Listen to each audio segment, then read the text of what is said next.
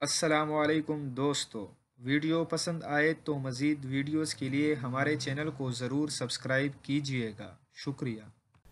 Dubai میں Pakistani taxi driver نے دیانتداری کی مثال قائم کرتے ہوئے مسافر کو اس کے گمشدہ ہزاروں ڈالر واپس کر دیے، جس پر دبئی پولیس نے ڈرائیور کو انعام سے نواز دیا۔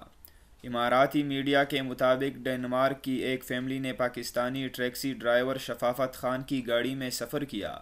اس دوران فیملی 21,000 ڈالر، موبائل فون اور پاسپورٹ گاڑی میں بھول کر روانہ ہو گئی۔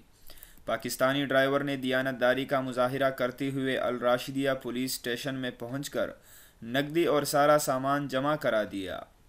پولیس نے متعلقہ فیملی سے رابطہ کر کے اس تانے بلایا اور گمشدہ سامان واپس کر دیا۔